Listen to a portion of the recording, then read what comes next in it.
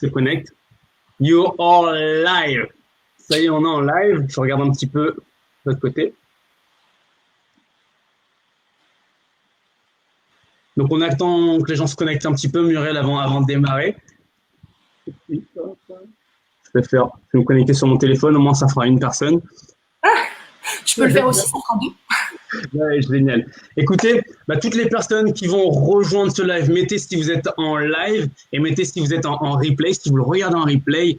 Et aujourd'hui, j'ai vraiment l'honneur et le privilège d'interviewer Muriel Duhem, qui est une femme que j'ai rencontrée il y a 6 mois en métropole, qui est coach, conseillère en communication apaisée.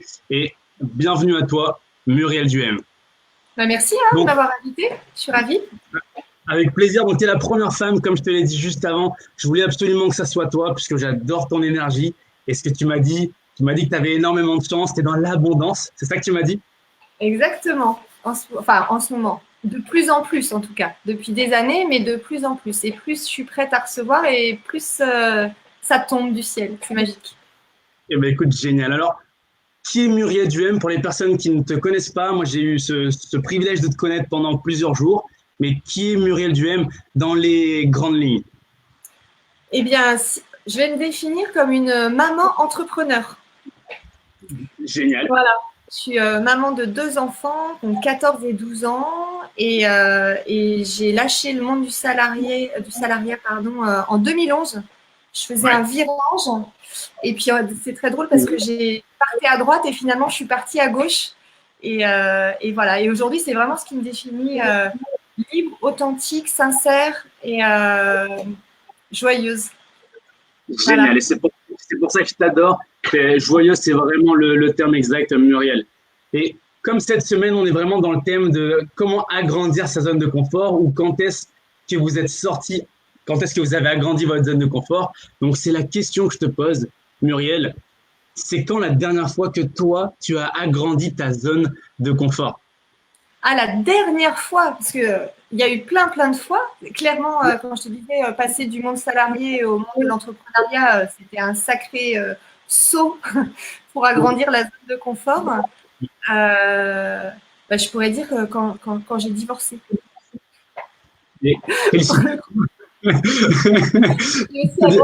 Non, mais voilà, je suis en très bon terme. J'adore mon ex-mari. C'est un papa formidable, un homme génial. On a passé 20 ans vraiment super ensemble. Et la suite est encore à écrire ensemble, même si on vit chacun de notre côté. Mais je crois que de oser quitter cette sécurité pour vivre ce que j'avais vraiment envie de vivre, je crois que c'est un bon pas en avant pour agrandir la zone de confort. Voilà. Écoute, super, je te remercie pour ce partage. Et puisque moi je te connais, mais quel métier tu fais, Muriel, et surtout comment tu en es arrivé là? Tu as dit que tu as quitté le monde du salariat pour entreprendre, et qu'est-ce que tu fais un petit peu aujourd'hui, Muriel? Ah ouais, on va faire aujourd'hui parce qu'autrement, vous en avez pour une demi-heure, vu le nombre de métiers que j'ai fait dans ma vie. Mais pour faire vite quand même, et puis parce que j'aime bien ce partage d'expérience aussi. Je pense qu'il y a beaucoup de gens qui n'osent pas changer de métier. Et je pense que là, en 2020, que ce soit nous qui sommes encore dans l'âge de travailler ou nos enfants, forcément, on fera plein de métiers pour autant qu'on est prêt à rebondir, qu'on peut être OK, qu'on peut ne pas avoir de diplôme dans un métier et se former tout de même et avoir de la réussite dans ce métier. J'en suis un des exemples, et puis j'ai plein de gens autour de moi qui le sont aussi. Ça nécessite d'oser, même si on n'est pas sûr. Et concrètement, j'ai été opticienne pendant 12 ans.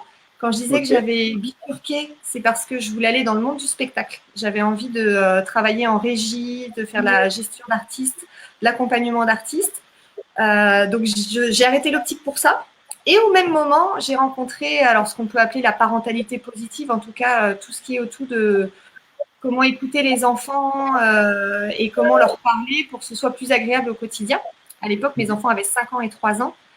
Et là, il y a eu un premier déclic et je me suis dit, mais waouh, j'ai envie de partager ça autour de moi parce que c'est vraiment des clés qui ont permis d'améliorer mon quotidien. Alors, j'avais pas conscience de dans quoi j'avais mis le pied parce que je pensais que j'avais mis le pied dans des outils pour mieux communiquer avec ses enfants. Non, en fait, je suis partie carrément dans une transformation, une mutation de qui je suis et un gros travail. Et après, avec la rencontre de la communication non violente, donc ça, c'était en 2014, je crois. Là, ça a été vraiment une grosse claque. Et c'est vrai que donc j'ai bifurqué. J'ai bossé quand même dans le monde du spectacle, un peu. J'ai fait de l'accompagnement d'artistes, j'ai bossé pour une boîte de prod, j'ai suivi une troupe d'opéra sous chapiteau, enfin, plein de choses. Et puis en 2015, eh bien, je me suis mise à mon compte pour accompagner d'abord les parents. Sur, parler pour que les enfants écoutent, écouter pour que les enfants parlent, à des ateliers Faber et Maslich. Et puis progressivement, aujourd'hui, voilà, on va faire le saut entre 2015 et aujourd'hui pour épargner les détails. Et aujourd'hui, j'anime des conférences, des ateliers, des formations pour les pros de l'enfance, pour les parents, des formations, des conférences aussi dans le monde de l'entrepreneuriat. Et puis, j'ai une nouvelle corde à mon arc aussi depuis l'année dernière. Justement, j'accompagne les gens qui ont envie de changer de métier aussi. Et voilà, la connaissance, le développement personnel, en tout cas, accompagner les gens. Alors, je me nomme effectivement conseillère en communication apaisée, mais je ne donne pas de conseils. Alors, c'est un peu bancal, mais je n'ai pas encore trouvé le mot idéal. En tout cas… On va demander à la spirale positive. On va demander à la spirale positive s'il n'y a pas un mot pour te décrire et on va tous t'aider, d'accord? Peut-être. Mais ouais, avec grand plaisir. Alors, moi, je prends les propositions. Et un jour, il y aura un mot, ça va faire « Ah, c'est ça, c'est ce que je fais ». En tout cas, l'idée, c'est que chacun a en soi les solutions. Par contre, parfois, il faut avoir des prises de conscience et des ouvertures, des pistes. Moi, je partage des idées, des pistes, des conseils et surtout, j'essaie d'incarner au maximum ce que je souhaite au monde. Et voilà, j'y arrive un petit peu, de mieux en mieux. C'est génial. Mais finalement, tu arrives un peu sur scène, enfin, tu es sur la scène, toi qui avais toujours ce désir de pouvoir travailler dans le monde du spectacle. Finalement, tu es carrément sur la scène aujourd'hui et les gens viennent t'écouter. Donc, du coup, je fais l'organisation et la scène. C'est la totale, en fait. Écoute, félicitations pour ça. Puisqu'on est dans un monde, enfin, dans un groupe de développement personnel et puisque tu as émis l'idée du développement personnel, j'aimerais bien que tu nous donnes, toi, ta définition du développement personnel. On en a tous une différente, mais quelle est la tienne? Et ça peut éclairer certaines personnes. C'est rigolo parce que j'en parlais juste avant. J'étais avec un groupe en maison de quartier dans ma ville, justement, pour libérer un peu la parole après le temps de confinement, pour que les gens puissent un peu exprimer ce qu'ils avaient vécu et leurs difficultés et ce qui avait été aussi très positif pendant ce temps-là. Et je leur ai dit, je suis convaincue aujourd'hui que être heureux au sens large, ça ne veut pas dire être heureux du matin jusqu'au soir. Hein. C'est savoir du coup vivre les tempêtes et ce dont on n'est pas responsable, ou ce dont on est responsable aussi d'ailleurs. Mais en tout cas, le vivre globalement de manière épanouie, heureuse et apaisée, c'est justement se connaître. Donc le développement personnel, ça va être comprendre comment on fonctionne et pas que, mais aussi comprendre comment les autres peuvent fonctionner, qu'il n'y a pas une manière unique de penser et d'agir. Et en tout cas, d'aller comprendre en soi nos émotions, qu'est-ce qui se passe, comment ça se passe, qu'est-ce que ça veut dire. Pouvoir du coup apprendre à gérer, à accepter, à accueillir ce que l'on est dans la globalité. Je pense que le développement personnel, c'est un peu ça, quoi. Enfin, c'est même complètement ça, d'ailleurs. Donc, se comprendre un petit peu les personnes qui nous entourent, comprendre nos émotions, comment on réagit, et pour tout simplement mieux vivre dans la société, n'est-ce pas? Alors, si vous avez des questions maintenant, vous pouvez les poser peut-être à la fin, on va en sélectionner une. Muriel, je sais que ton temps est précieux, et tu as un peu répondu là, mais selon toi, pourquoi c'est important? Tu as déjà dit, mais si tu peux le redire à nouveau dans cette question, et quand est-ce que toi, tu as rencontré le monde du développement personnel? Parce que je suis convaincu qu'aujourd'hui, on n'y arrive pas par hasard. Enfin, par hasard. Ah, c'est un grand mot, ça. Hasard ou pas hasard? Alors, tu vois, on est fait de croyances, de conditionnements. Il y a notre éducation, il y a là où on est né, il y a les gens qu'on rencontre. Et justement, je pense qu'aucune rencontre n'arrive par hasard. C'est pas pour rien que toi et moi, on s'est rencontrés. En tout cas, j'en profite pour dire que c'est vraiment un plaisir partagé parce que de voir quelqu'un de ton âge avec une énergie aussi positive et un don de soi aussi important, franchement, si tu savais, moi, à ton âge, j'en étais pas là du tout, parce que je n'ai pas dit, mais j'ai presque 42 ans. Mais voilà, moi je trouve ça juste fantastique et tout ce que tu fais, tout ce que tu mets en place, je fais partie de la spirale positive depuis que tu l'as mis en place. Alors, je partage pas trop parce que c'est vrai qu'il y a beaucoup de choses, mais je regarde ce qui se passe et voilà, je pense que des gens comme toi, il en faut, il y en a et bah merci, voilà, déjà. Merci à toi merci, ça me fait plaisir. Comme je te dis, voilà, j'ai pas rencontré de développement personnel très très jeune.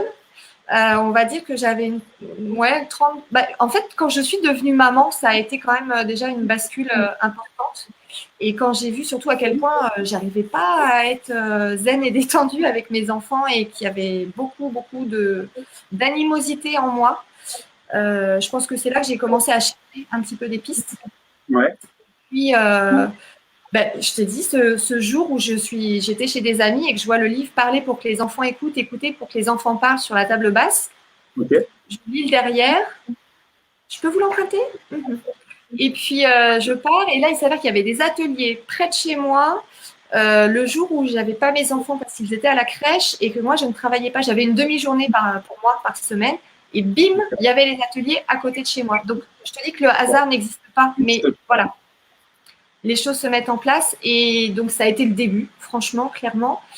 Mais c'est quand même la communication non violente. Quand j'ai écouté Marshall Rosenberg expliquer ce qu'était ce processus, en tout cas comment il imaginait les choses, je me suis dit, mais le gars, il exprime ce que j'ai dans ma tête, en fait.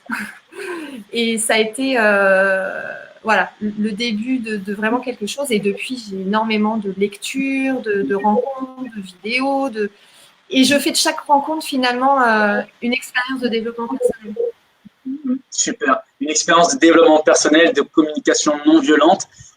Tiens, si tu peux, pour les personnes qui ne connaissent pas ce terme, expliquer vraiment en 2 petites phrases ce que c'est pour toi. Tu peux le faire. Ce que c'est la communication non violente, selon toi. Alors, c'est vrai que le titre pourrait dire que la violence, c'est des cris, de la violence physique et tout ça. En fait, le terme n'est peut-être pas forcément le plus adapté, quoique si on prend Gandhi, qui était déjà maître de la communication non violente finalement et qui n'avait pas eu les cours de Marshall Rosenberg, c'était vraiment… Alors, il y a un processus, observation, demande, besoin, sentiment.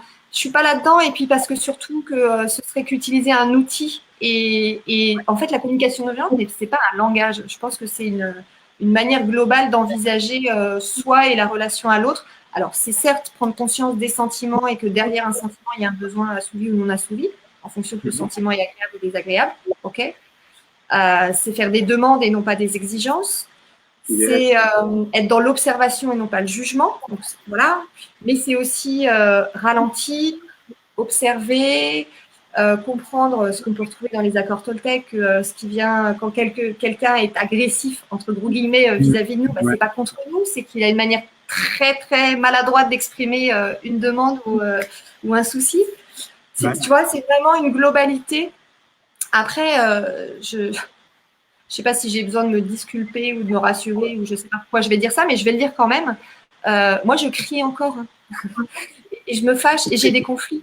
Mon amoureux peut témoigner qu'on a très souvent des conflits et que très souvent, je suis dans la communication violente, entre guillemets, parce que je vais pouvoir dire tu fais ci, je voudrais que tu fasses ça, c'est pas très agréable que. Ouais. Par contre, on sait discuter, on sait aller se mettre du côté de l'autre, on sait être dans la compassion, on sait être dans l'empathie, dans l'auto-empathie, parce que finalement, quand moi-même je m'exprime d'une manière qui n'est pas très apaisée, c'est parce que je suis en souffrance finalement. Et donc, je fais de mon mieux, encore un accord Toltec. Ah oui, je les ai vus une fois aussi sur le côté. Ouais. Et voilà, mon mieux d'aujourd'hui, c'est mon mieux d'aujourd'hui. Et peut-être qu'aujourd'hui, j'ai besoin de dire j'en ai marre. Voilà. Mais. Tu as le droit. Vas-y. Non, je disais que tu as le droit, finalement, même si tu es une experte dans ce milieu-là, de t'énerver, d'exprimer ta souffrance maladroitement. Hein, c'est pas parce qu'on est une experte dans le milieu qu'on n'a pas le droit à l'erreur. C'est ce que tu essayes de sous-communiquer. Merci. Mais c'est valable pour tous les sujets, en fait. C'est aussi ce que j'ai envie de dire là aux personnes qui nous écoutent. C'est que Enfin, on n'a pas à être parfait, quoi. Et c'est pas parce que on maîtrise un sujet, c'est pas parce qu'on a conscience de plein de choses que, enfin, puis même si on était parfait, ce serait juste horrible déjà, horrible pour nous et horrible pour les. Déjà parce qu'on n'aurait plus de marge de progression, et puis horrible pour les gens qui nous entourent. Je veux dire, d'être faillible, d'être vulnérable, de savoir s'excuser, de se rattraper, de réorienter, c'est aussi pas mal, quoi. Après, l'idée, c'est moins souvent, moins fort, moins longtemps. Et c'est aussi ça, je voulais rebondir là-dessus. Ça fait pas partie des questions que j'ai notées, mais c'est vrai qu'on arrive dans ce culte un peu d'être parfait, de paraître parfait. Et ce que tu as dit, je te rejoins pleinement. C'est pas d'être parfait, hein. Louis-Laurent Léger qui adore cette phrase. Le perfectionnisme n'est pas ton allié. Et pour toutes les personnes qui nous écoutent, hein, Muriel vient de l'attester que ça sert à rien d'être parfait. C'est nul, hein, selon elle. L'idée, c'est vraiment de faire de son mieux. Après, il y a des gens qui diront bah oui, mais bon, moi je fais comme ça, c'est comme ça et pas autrement. Alors, moi j'ai envie de dire, tant qu'on fait un petit pas chaque jour, plus petit, hein, mais juste un petit pas, et ben on a gagné sa journée. Génial, génial. Muriel, il y a pas mal de questions et on est monté à 16 personnes sur le live, donc super cool. Tu vois, c'est ton énergie solaire. Une question que j'aime beaucoup. Il dit, pensez-vous, tiens, on va l'afficher là. Alors, t'inquiète, je vais lire pour toi. On a un secret, toi et moi, je le sais. Donc, pensez-vous que c'est important de parler de développement personnel aux plus jeunes, aux enfants par exemple? Pourquoi est-ce que vous l'appliquez aussi chez vos enfants? Alors, avec mes enfants, je ne leur parle pas clairement de développement personnel.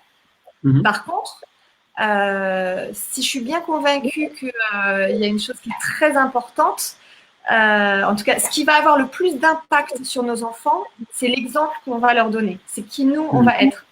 Et c'est en ça que je disais que d'être vulnérable, de ne pas être parfait, c'est aussi bien pour nos enfants, parce que ça ne leur met pas trop de pression. Donc, je ne vais pas parler à mes enfants clairement du terme développement personnel. Par contre, c'est vrai que je vais les amener à ralentir, je vais les amener à profiter de la nature, je vais les amener à être dans la gratitude, je vais les amener, mais par l'exemple et parce que je vais être en fait… Enfin, après, ils prendront ce qu'ils voudront prendre, hein, bien entendu. Ils liront ce qu'ils voudront lire. Moi, j'ai proposé un livre Faber-Maslich pour les enfants.